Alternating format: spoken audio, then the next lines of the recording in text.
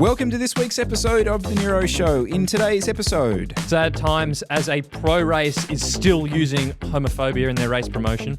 does the death of another Grand Fondo mean the death of road cycling? NorCal shows us that a 34mm tyre can be as fast as a 28. Who's setting an alarm to refill their tubeless wheels? Well, Jesse is, so let's talk about it. All right, let's get into it. White shirt day, Jesse Coyle. Oh, I know. This wasn't coordinated. White shirt day, ladies and gentlemen. It's the back end of January. I'm back in town. Sweet. What's been going on? Oh, there's been quite a bit going on. Quite a lot. Where do we start? Lots of stuff. I mean, I had to start off with this. E3 Saxo Classic is a UCI-sanctioned World Tour race. They've released a terrible homophobic race-promoting tweet. I can't even believe this existed, so I'm going to run you through it, start to finish, what's happened here. So there's a cyclocross race a couple of days ago, quite a few crashes. Wout van Aert crashed and his saddle came off, so he was riding around without a saddle. Then, E3 Saxo Classic, who are known for doing these controversial... Oh, okay, they have a history of this, do they? They have a history of this most year doing very poor taste advertising and race promotions. Put this up on Twitter, which has now since been deleted. I would say they've deleted it and apologized for it, but I wanted to just bring it up anyway because I can't believe that this ever got released. It is decades out of touch. Okay. So it's here. Now it's not in English. I'll translate it for you. So it's a picture of Wout van Aert riding along his bike without a saddle. And then the top caption says, Wout van Aert crosses the line without a saddle. LGBTQ community very enthusiastic. Ah. So okay. The cheapest, worst. Because his saddles come off. It's like some anal joke. Yep. Right. Just Okay. a gay sex reference. Wow. Congratulations. And then in the little caption here, with the crowd with the rainbow flag behind them, it says, the translation got a bit off, but basically everyone excited about the rainbow jersey from Vanderpool, of course, then making light of the fact that it's a rainbow flag. And, oh, no, it's just for Vanderpool. So two terrible jokes in one. I mean, it's not even funny. And that was released by a World Tour sanctioned race. I mean, I don't even understand how that gets through, how the UCI seemingly also don't care. I'm almost lost for words. It's a bit of a shocker, actually, isn't it? Like, I don't know whether this is a comment on...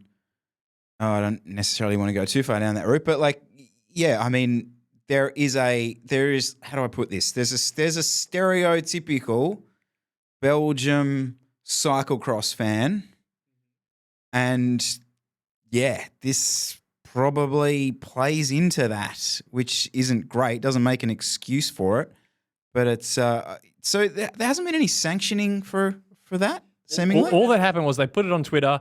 24 hours later, they deleted it and said sorry, and we carry on. I mean, I just don't think it's good enough. No, that's pretty poor.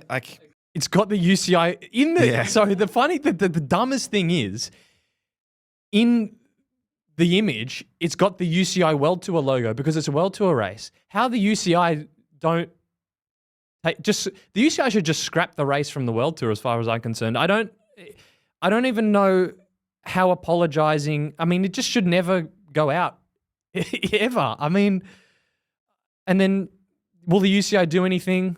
Probably not, which is more also just a reflection of the UCI's attitude towards the whole thing, because as far as I can tell, they don't seem to care because they haven't even commented on it. No, but we will ban angled levers very, very abruptly. Like I kind of, anytime this sort of stuff happens, I always think about what's the process that gets to this point.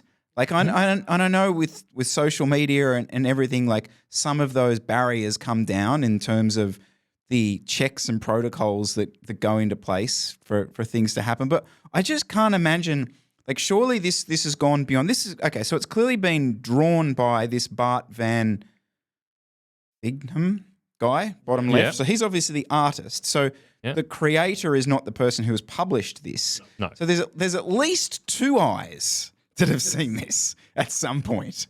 And neither of those 2 eyes went, actually, you know what? It's 2024. Like, I'm not sure this is the route we take. But yeah, I mean, obviously, to me, this always comes back to this thing of actually who's running the sport and who's got the power, who's involved in this. And I made that comment, was it last week or the week before, where I didn't think the boys in Switzerland would do anything about the changing of the telecasts and the coverage and this type of stuff. And the reason I said that is because there is still a very clear gender stereotypical person who is running our sport, and it's the people that probably all sat around and went, let's get this out. It's hilarious. Yeah. Anyway. Yeah. I can't really imagine this. So look, because then the other way you look at it is, well, what would happen to other sports if this? I can't imagine the NFL coming out with this on one of their leagues. Like, it's just embarrassing. So I wanted to put this in because I just another just dumbfounded moment, and it's just terrible. It's not even funny. So No, that's a fail. I'll be insuring to not watch E3 Harelbeke this year. Yep. I love when a video that I'm really interested in does well. Yes. I really do. Yep. Okay, so what am I talking about here, Jesse? It's the NorCal How Wide is Too Wide video. 109,000 views. Bang. Absolute brilliant video. Just, I'm going to run different width tires. I'm going to ride around the same course with my mate, and we're going to see what the times were. Brilliantly done. From my perspective, the reason I was this ticked all the boxes in terms of the type of terrain that's ridden on, the type of bikes. I mean, it was down to, one of the reasons I was so interested in it is because I think he was actually using some of the reserve wheels, which, like, okay, brilliant. That's what I'm using. So again, that's another tick in the box. And like you said, consistent powers around the powers and the speeds that I use, not 150 watts up a hill for 8 minutes. Like, good, solid Chris Miller, 300 watts. Perfect. Love it. And the results. I'm not overly surprised as such, or you are? Oh, I was blown away and almost kind of saddened because my bike won't take anything wider than a 28. So I'm sitting here going, I mean, I already knew this, but it was really cool just to see it in real life on a course, not some theoretical test or a rolling resistance thing on a drum, just someone out there riding it. So I've got the chart here. Let's just summarize the results for those that didn't watch the video. So it was NorCal. He did his local loop. He had a 28 mil, a 32, and a 40, 28, 32, and 34 millimeter wide tires. So going in, the sort of hypothesis is, at least in my head, maybe the 28 and the 32 are similar speed, but you go to 34 and it really bites and it slows you down. That was kind of what I went into the video thinking. We look at the results in terms of time. 28 mil tire across the board between him and his mate was the slowest. So if I look at Jeff's result here, it took him 15 minutes and 43 seconds. When he went to the 32 millimeter tire, 15 minutes and 24 seconds. So almost 20 seconds faster with a 32 mil tire. So faster, that'll also be more comfortable and you'll have better grip. So that's a win instantly. But then you go, okay, well, 34 millimeter tire, that's wider. I mean, geez, that's got to be slowing you down. But results for that was 15:39. So it's kind of splitting the difference between the 28 and the 32 millimeter wide tire. His mate that he was riding with had the same results. 28 millimeter slowest, 32 millimeter fastest, 34 millimeter speed. Yeah, but as the speed, and this is what got me, as the speed went up and as the wattage went up, the gaps became, between the wider tires became less and less. So it was pretty much like 13 minutes 50 seconds for the 28 for the 32 and 15:53. So only 3 seconds between that and the 32 mil. Okay, That actually did really surprise me. I have ridden 34 mil tyres in the past, and at no point did I consider that was a viable on-road race solution. Like no, I kind of thought light gravel, maybe transition gravel is potentially, if that's a thing. But to consider it as a road option, like that's a bit of a game changer. The only thing that I would, Jeff, go back out, do them all again, because I want to see it tubeless. So they were running tubes, which I think is just basically a nod to practicality. Like there is probably no way they could have done that with 3 wheel sets and all the rest that would have been involved in that. So the other caveat here is those reserve wheels are very wide with a wide internal width. Results may vary with different rim widths, but they can't go out there with 6 different sets of wheels and do that. So that will slightly change results. But if you're just looking at this at a high level, now this is coming from me who has a 25 mil tire on the front and a 28 on the rear. I'm looking at this now going, well, I'm going to be racing someone who's running 32s. Maybe we go 28 on the front for a little bit more tire to rim transition for aerodynamics and a 32 on the rear. They'll probably be going a few watts faster than I am, and it'll be more comfortable, and they'll have more grip. Like, we are legitimately in I need a new bike territory, unless all I'm doing is riding around Centennial Park where it's dead smooth. Perhaps not. But, if I'm looking at our local criterium tracks, we've got Heffron Park. If I'm riding up to Bobbin Head and doing a 100-kilometre road loop on that bumpy terrain, it's just, to me, this is just the nail in the coffin of Coyle needs a new bike because, 25s aren't really cutting the mustard anymore. 28, again. Just a quick correction. So he was running Revell wheels, not the reserve wheels, but similar internal rim width and that kind of thing. This, I think what kind of got me with this is it backs up what I have felt anecdotally for the last 6 months. So I have had the opportunity to switch between wheel sets and, as you know, switch quite a lot between the tyres. And I definitely felt that going up to 28 to 30 I wasn't losing anything, was definitely what I was feeling. I did feel a tipping point beyond that, going to 32, but that's 32 with a tubeless setup on a slightly wider internal rim width. I don't know why I struggle with that so much, which was blowing out to sort of 33. So I was probably entering that territory in that regard. And I know a lot of the pushback towards this, and you hear it on any of the full techie stuff, is that there is an aerodynamic trade-off to that frontal thing, right? To me, that it's... How fast do they think people are riding? It's so irrelevant. But I think that's it. For me, I've made the mental shift now. I've got it out of my head that narrower at the front is faster, because it just even if it isn't, the differences aren't dramatic enough for me to consider going a narrower tire. Yep. I think that's fair to say. Like if I think about, okay, what would be the one change I would make to the setup that I ran at Grafton Twin Varel next year? What would be the one change? I ran 25 mil tires. The one change I would make would be to go 28 and 30s. Absolutely. That would be it. But you could, I mean, based off what you're seeing here, you could do 32, 34 front and rear. Yeah. Well, you definitely could. I mean, that's... I can't wait for the day. I honestly can't wait for the day you do it and put it on and run it and hear that singing sound of a 32 running 60 PSI, and you'll be wondering what the hell you've been doing. I don't... No, but hold on. No. Whoa. Pump the brakes. I've been saying for quite a long time I want to run wider tires. I just can't be bothered buying a $12,000 bike just so I can get a 3 mil wider tire. And especially because I'm already running mine at 65 PSI, 28 rear, 28 front tubeless.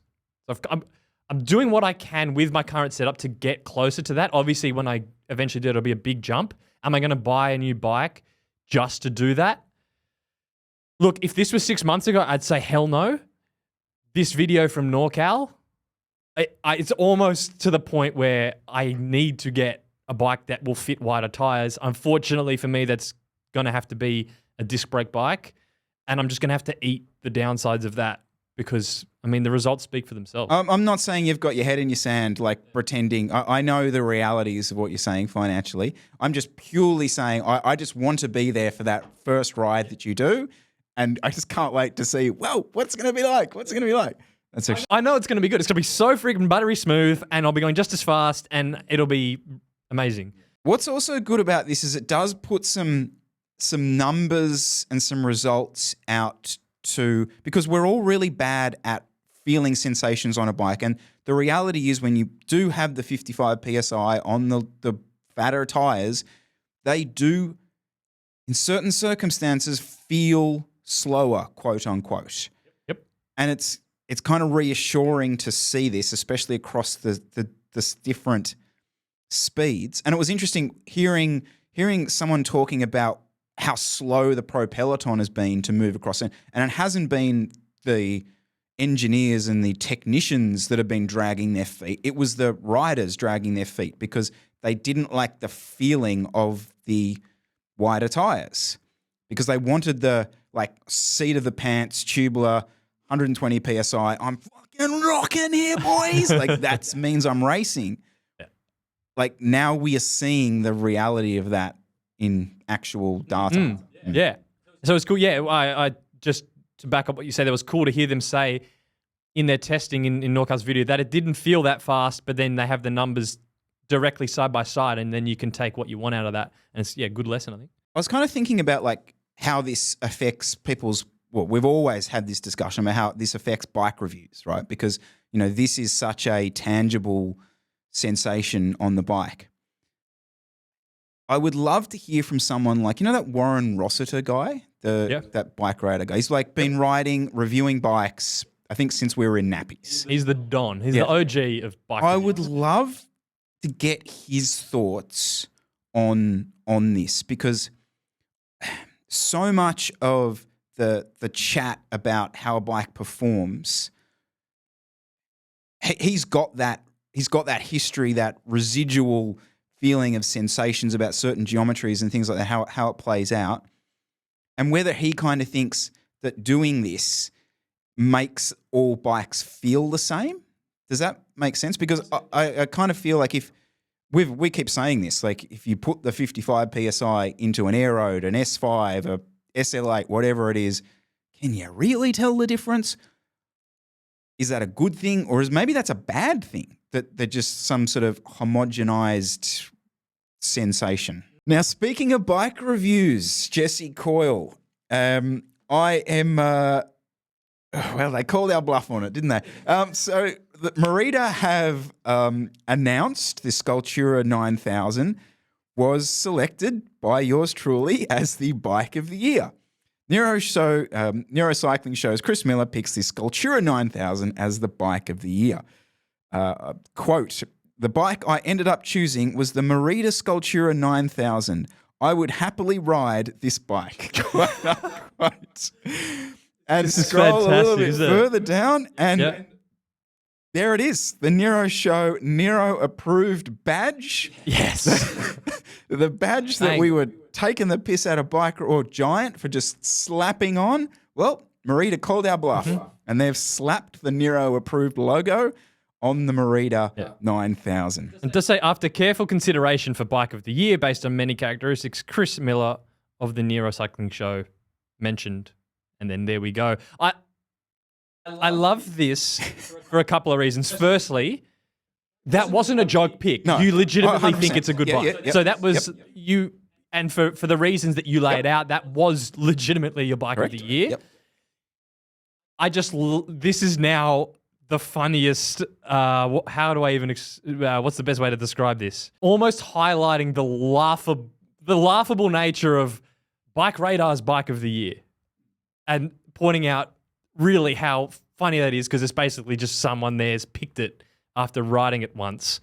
So I think this is funny.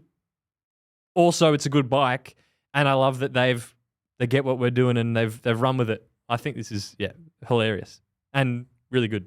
I look at it the other way.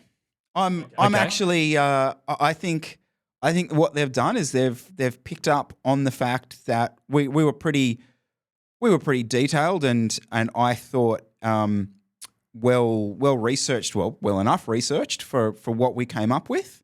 And they've sort of gone, okay, well, that's about as good as anyone else out there, and we'll slap that on it. I am interested though, Jesse, that your selection, it's the Canyon Canyon Nero. Nero. Yeah, right. Canyon haven't picked up on it. So I think ultimately haven't what's run with been it. said there is that the bike industry values my opinion Yeah. They went over coil. over the coil. Yeah, we don't care what We you don't think. care. That is very true. I should point out I had no idea this was going to happen. This just appeared on Instagram one day. So yeah, fair play to him. So go show them some love. Go to Merida Bikes Australia Instagram and like the post. That would help us. Well, it wouldn't really help us out. It would just be cool if people get around it. I'd highly rate that. So go and check it out. Or throw some comments underneath it asking, does it hold its speed? That's what we really want to see.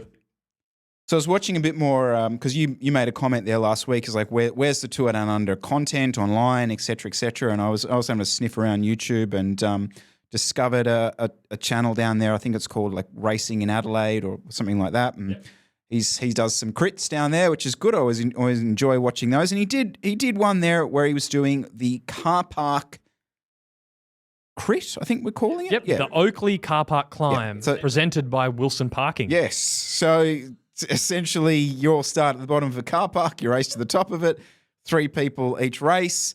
And look, I'll be honest, I watched it because there was a crash in it and the guy was trying to pedal halfway through the corner and I'm just like feeling sad for this poor bloke. I think he's gone and busted his shoulder, which is a bit unfortunate.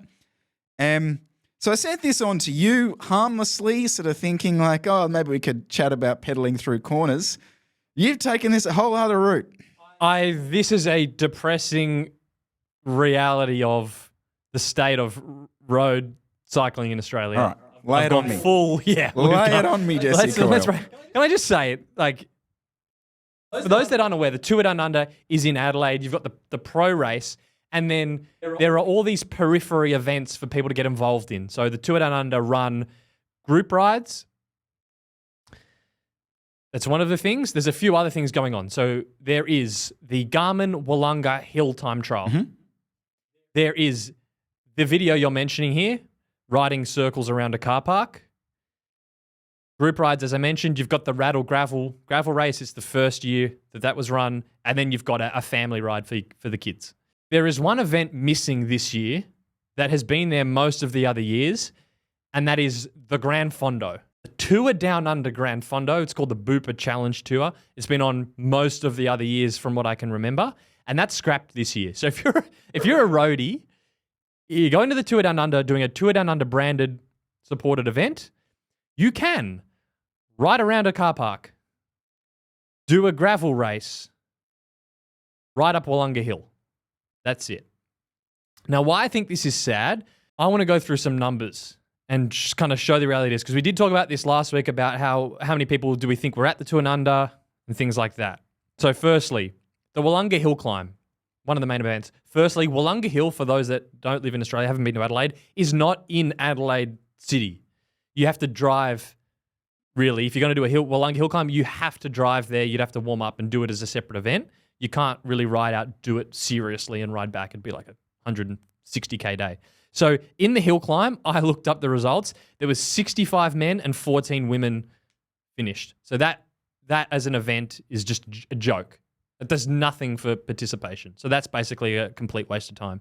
The car park hill climb thing was even less. It was basically a showcase event. This is more about spectating. So when you look on the website, it says, come down and there's a DJ and cheer on the people riding around a car park. So that's not even something to get into if you're a roadie. Rattle Gravel. Every day I turned on the stream of the actual pro race, they were mentioning the Rattle Gravel. It was the biggest thing ever. There was 280 people total that did that event. So in the long course, 48 women and 200 men. And then in the short course, 10 women and 20 men. 280 people. That's hardly anything. And that's pretty much it. So if I add up all that, 280 plus, let's say 100 for the hill climb, 40 doing the car park thing, you're at like 400 people max doing any sort of engaging kind of ride, competitive event. There was one other event that was on at the Tour Down Under, which was the crits. What was the attendance like at the crits? Pretty good. So we had was 60 to 70 on the Monday, almost 100 on the Tuesday. I didn't race the Thursday, which was the more marquee one, which was the World Tour girls were there racing that one, but those numbers were pretty high.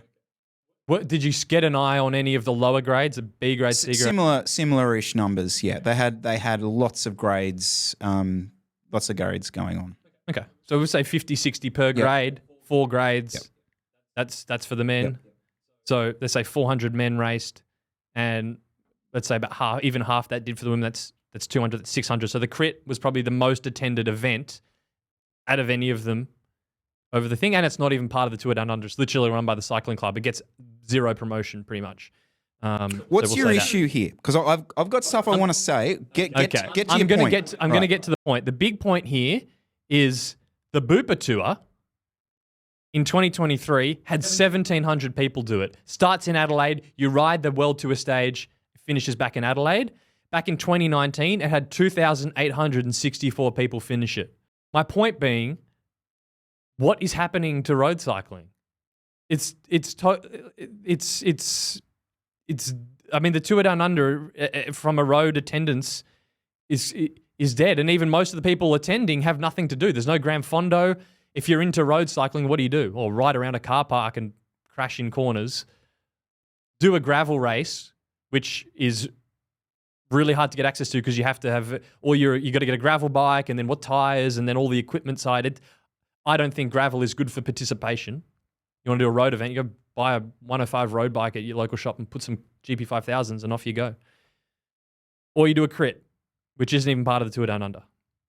So that's my point. Yeah, okay. It's just sad. I don't know how you can think the Tour Down Under is a good state. I got a few different ways I want to talk about this.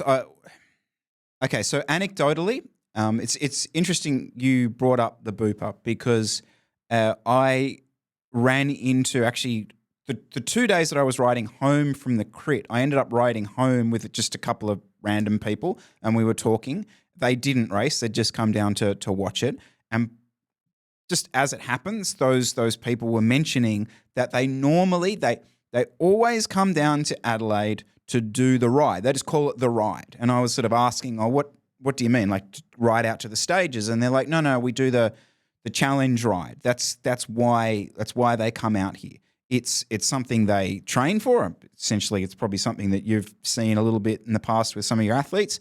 And they went to the crit more because they were kind of looking at the idea, maybe we should do that tomorrow night, because we do.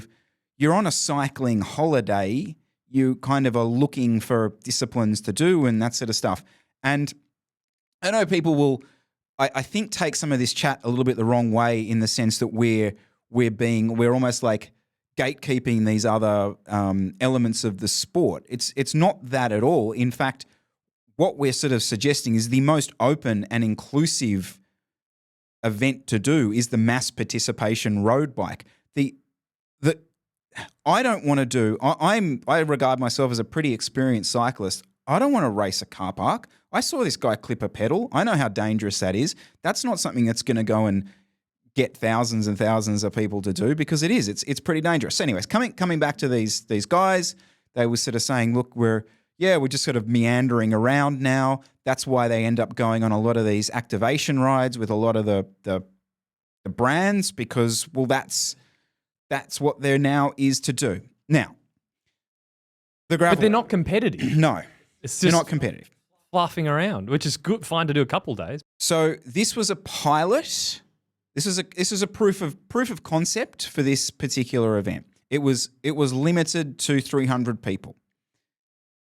Not only that, it was limited to who were the 300 people. It was very much a if you know type attendance. This was not designed to be this year a competitor or a replacement for the Booper event.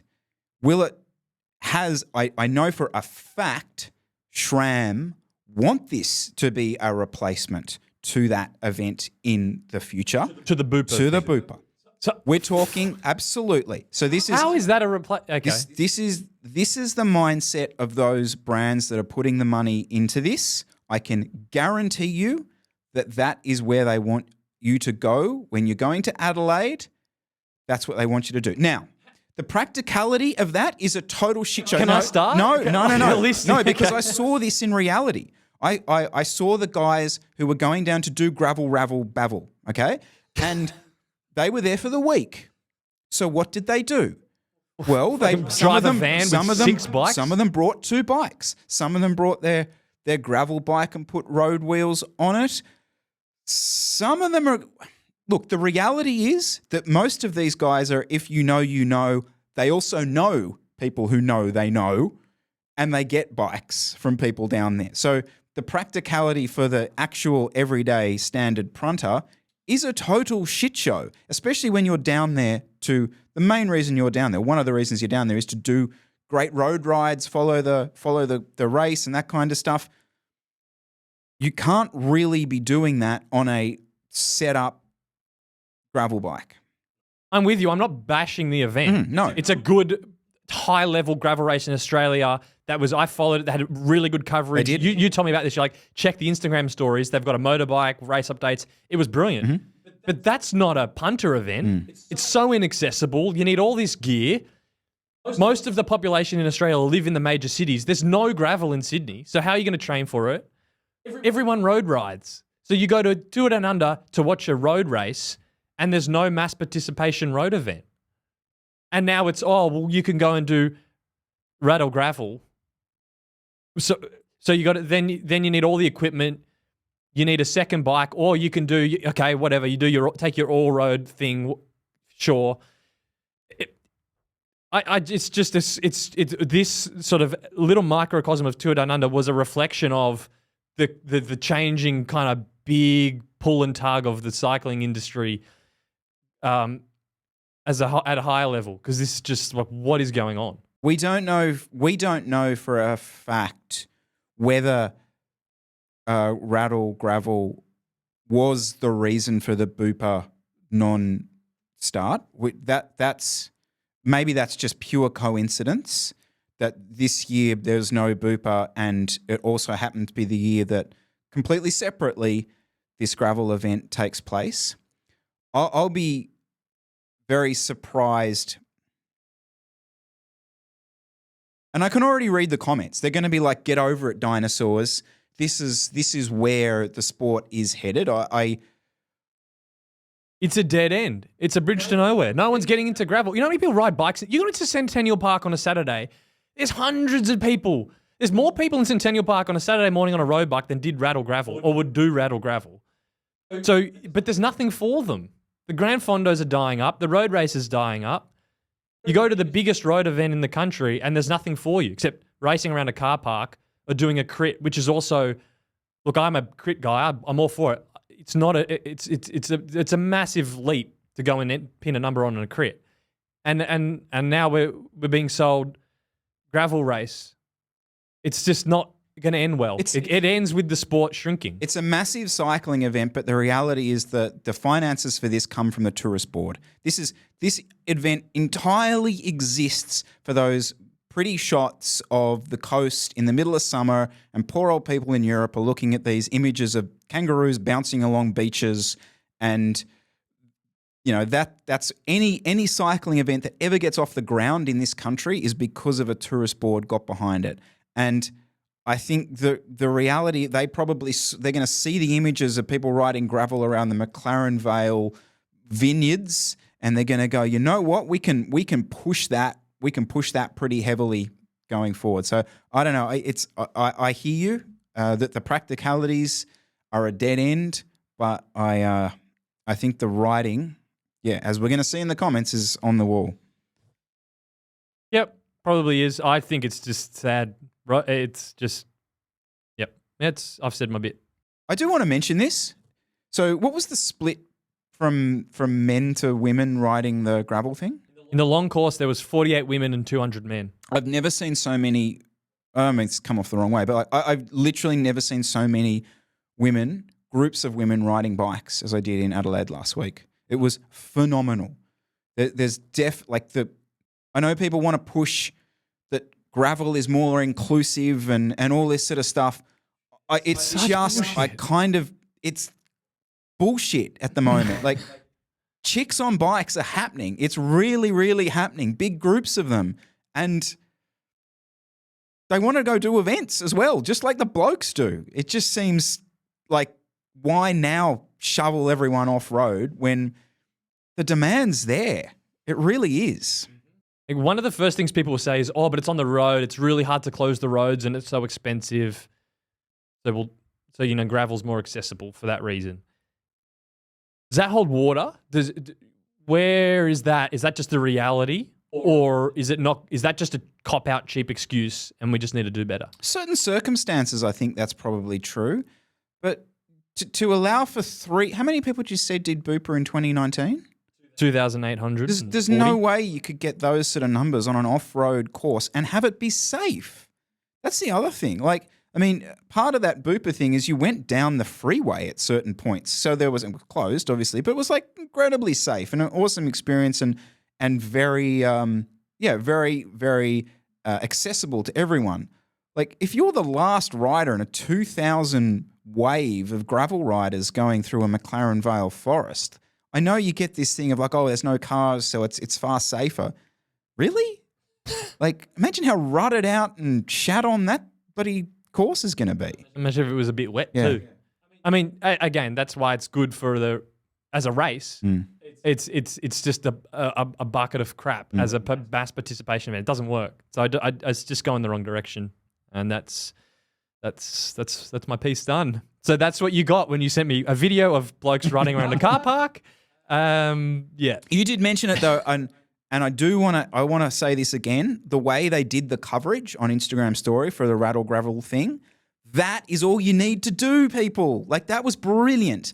I was semi-interested. I was kind of pleasantly interested in what was going on, but I was suddenly engaged in this just due to a guy on a bike following the three top groups, tagging the people in there, giving me an idea on time gaps. I'm engaged. I'm happy. That's all I need from domestic amateur racing worldwide. I will watch friggin' a NorCal P1, P2 race.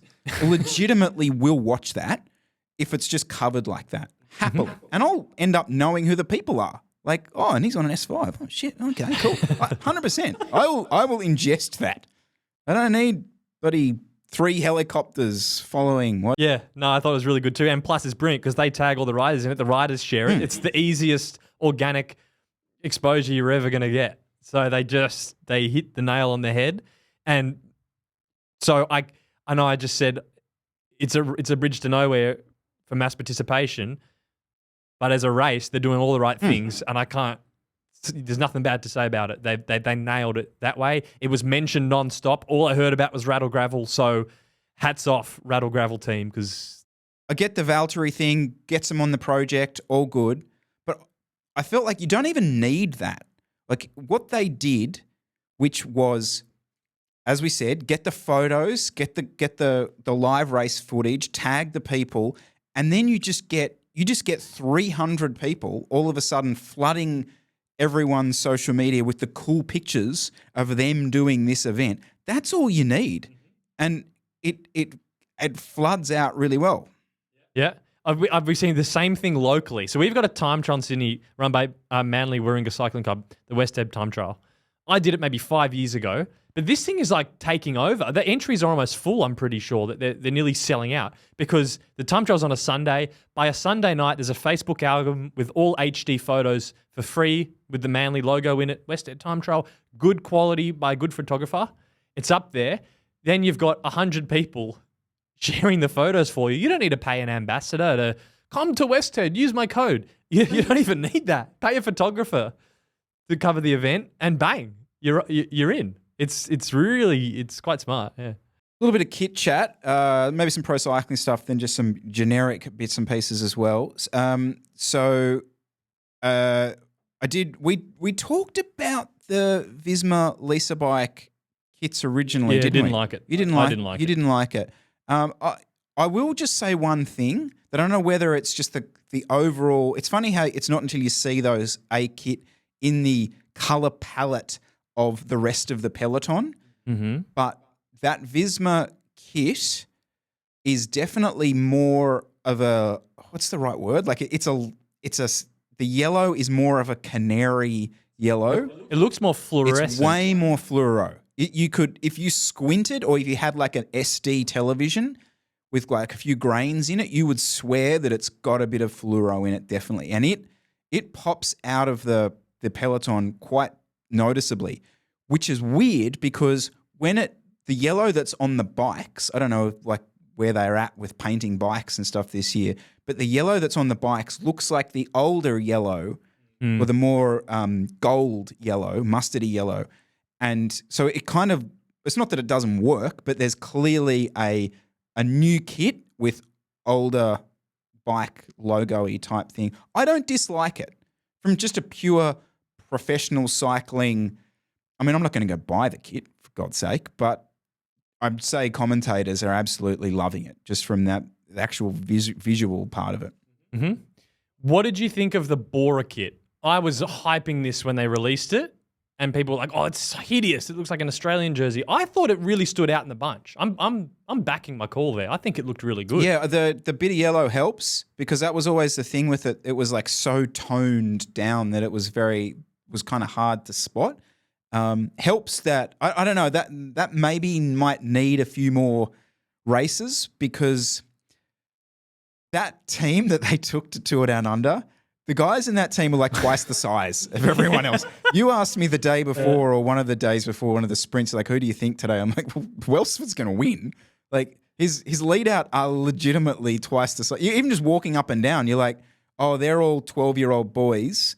And, oh, Bora, you're all back rowers who play rugby. It was a totally different sport that those guys were playing. Yeah, I kind of liked it. I did like the green bikes as well. They're kind of nice, as we said last week. And the FDJ bike, my God, it's just very, very disappointing in real life. And so is the kit. I think I actually... Hold on, whoa. What's the FDJ bike? Because they're not on Lapierre anymore. That's the Willy... Yes, they've gone to the Willy Air, the same model as Astana run, but they've gone to like a white frame with sort of some blue decaling on it. It's incredibly forgettable. Okay. Unfortunately. I don't know, they seem to have lost their Frenchness, which is a bit sad. Really? Okay. Yeah, okay. Where are you on the hype of the EF kit? I feel like that kit almost like exploded Instagram for a week when it was launched. They're a tough one for me because I like what they're doing with the kit and the bike. I get it. It pops in an artistic way. It just doesn't do it for me. That kind of paint splash effect. Yeah, I like more sharp lines, cut across, more concentric, that sort of vibe. This is too Newtown High School of Performing Arts for me. But I appreciate it. So, yeah, I'm not frothing it. I'm calling that there is too much post-production, too many filters going on the photos that we have seen of this bike. Okay, now of the kit. Sorry. Now the professional images that you've seen, all the release images that you've seen, you look at it right, and it's got the pink, and see how that yellow is like it's exploding out of that pink, like it's so visible. You're like, oh my God, look at how cool that looks with the yellow like washed into it, and it's got the yellow armband on. It's not it doesn't look yellow. It looks like almost fluoro, that it's just coming out of the kit. Do you agree? Is that the sort of images that you're looking at now? Yeah, I I get what you're saying. I Actually, reckon they've done the old Photoshop hue saturation, select color, yellow, boost the shit out of it, and get it to pop out of the kit. Because in reality, it doesn't look like that. Oh, it does not look like that.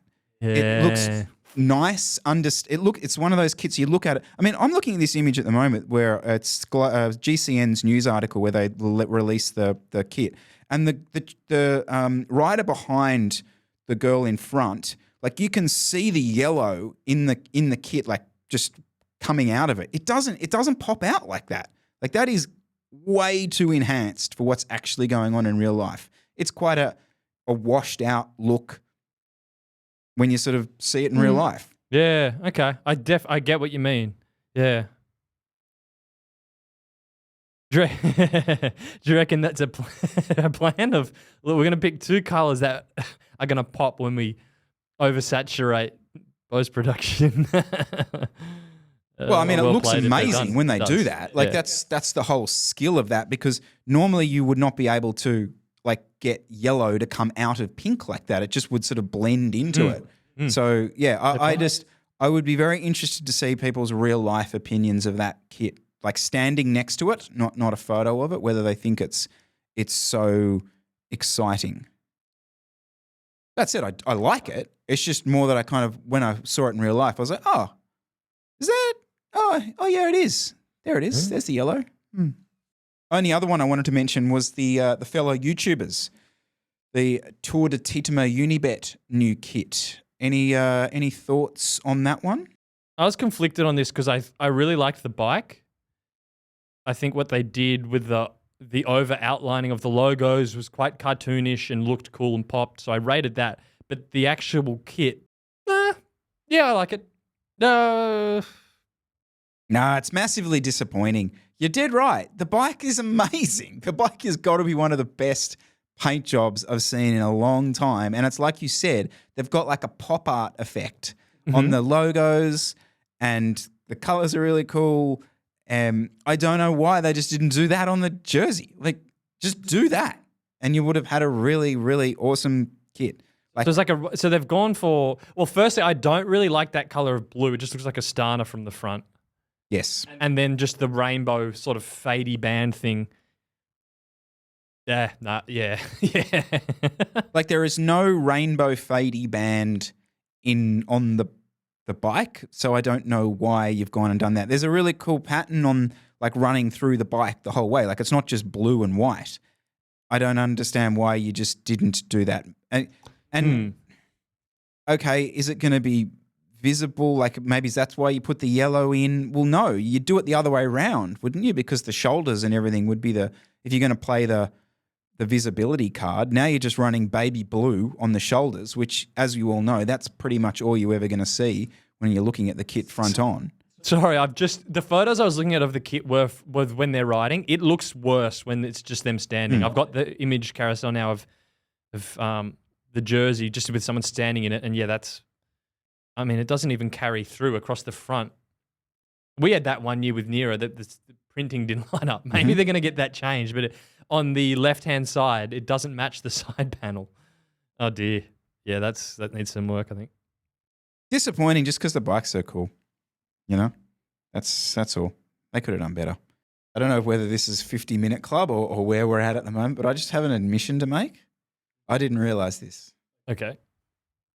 So, turns out you can run a Shimano rotor with the SRAM group set. Okay. Is that news to you? I don't have disc brakes. or a SRAM. So I swapped a wheel set over the other day, and then I was like, oh, I should probably get some SRAM rotors so I don't have to do the full swap over anymore. And Edwin was like, you've got Shimano rotors, just use them. What?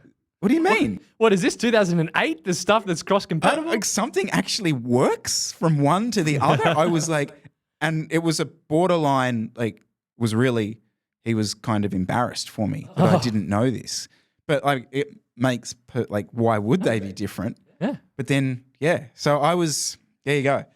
To probably the 0.001% of people that didn't know that, that's a fact. God, that's sad. There you go.